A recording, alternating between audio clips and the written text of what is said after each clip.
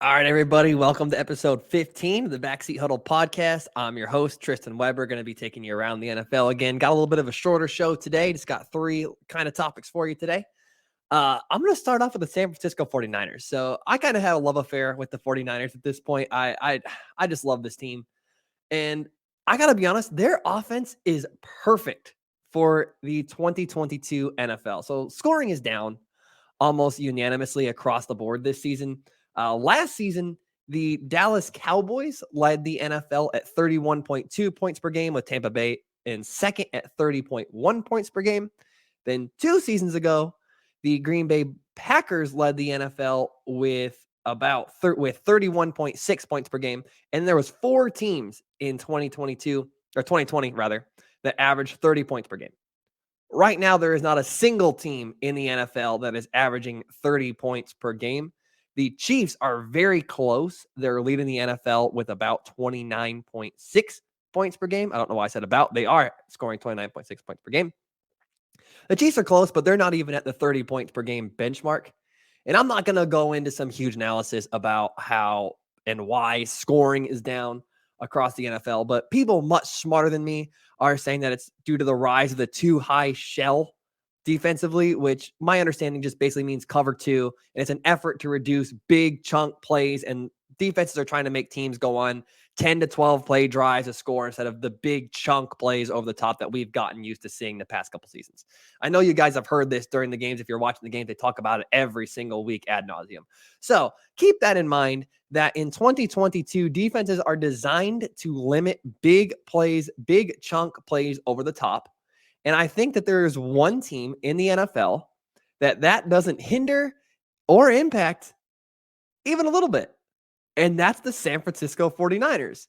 This is not to suggest that the 49ers have the best offense in the NFL, because quite frankly, they just don't. Right now, they're ranked 15th in points per game at 22.6 and 13th in total yards per game. So really, they're not like amazing statistically. However, they are perhaps the most balanced team in the NFL, as they're ranked 10th in pass yards per game and 11th in rushing yards per game. However, back to the matter at hand, the 49ers offense is designed in a way that more or less takes advantage of what NFL defenses are trying to do today and take away the big play, the big over the top play. And that's not something the 49ers really even do at all. The 49ers lead the NFL in yards after catch. So the San Francisco 49ers offense is not designed to throw way deep over the top. It's designed to get their players in space and allow that yards after the catch to create their chunk plays. So that's how they get their big plays, which I'm going to suggest that in the playoffs, that's going to change the way that defenses play against the 49ers. And what's going to happen is that's going to open up those chunk plays that they don't rely on, but it's going to become a part of their offense as the season progresses deep into January and potentially February. So styles make fights. And the 49ers style is going to create some problems as the season goes on. So in conclusion, watch out for the 49ers in the playoffs. I've been talking about this for weeks, that the 49ers are going to the Super Bowl, and I'm sticking to it. My love affair with the 49ers, even as a former Dallas Cowboys fan and a current Tampa Bay Tom Brady stan, continues. 49ers are going to the Super Bowl. Now, moving completely on. When a team hires a head coach, okay, they have an opening.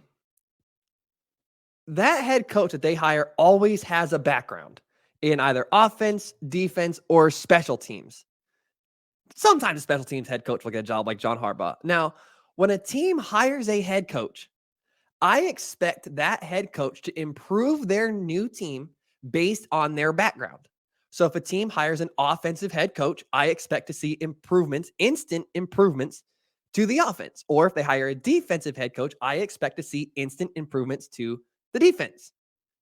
And it doesn't have to be crazy. It doesn't have to be wild. It just has to be noticeable and quantifiable. The new head coach for any given team has to improve that new team in their space, be it offense or defense. For example, I expect Sean McVay, head coach, offensive head coach of the Los Angeles Rams, to ritually have a very good, exceptional offense, which up until this season, he very much has. He got Jared Goff the Super Bowl. None of us are doubting at this point, I think, that Sean McVay is a great coach, right? Same for Robert Saleh on the other side. Robert Saleh is a rookie defensive head coach. And when he got hired, I expected him to make an instant impact for the defense for the team that he's coaching. And he has in a major way. So last season, the New York Jets ranked dead last in the NFL in defense. This year, they've jumped all the way to top 10. Now, I didn't expect that level of improvement. I would have been okay with just improvement of any kind. If they would have gone from 32nd to 16th or 32nd to 20th, just something that you can physically place your eyes on and go, okay, that's improvement. That's considered a success in my eyes. So when a team hires a head coach and that head coach improves his team based on his identity and his background. So if you hire a defensive head coach, the defense gets better. If you hire an offensive head coach, the offense gets better. We are seeing the exact opposite out of Brandon Staley, the head coach for the Los Angeles Chargers. Brandon Staley got hired in 2021, okay, last season. So the year before the Los Angeles Chargers hired Brandon Staley, the Los Angeles Chargers had the 10th ranked overall defense, 9th ranked passing defense, 18th ranked rushing defense, and 23rd in points per game allowed, okay? Since then, they've just gotten worse.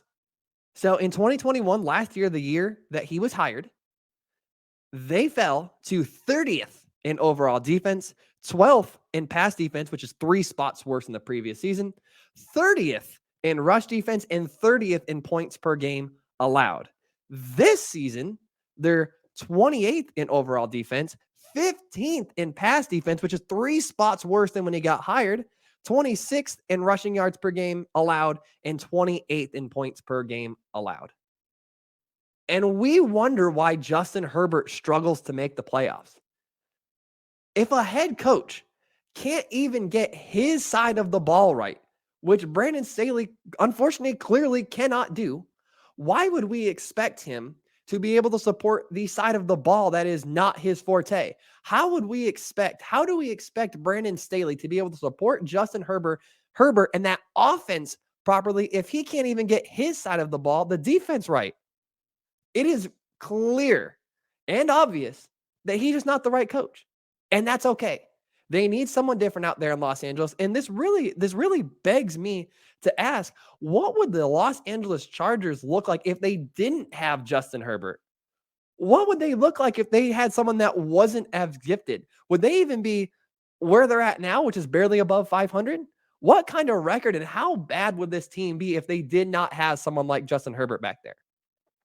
So they are very fortunate to have him. And it is very clear that Brandon Staley is not the right coach for the Chargers. And I would not be shocked at all if Brandon Staley ends up being for Justin Herbert what Brian Flores was for Tua, in that when he leaves, we see a major jump and they instantly get better and start winning.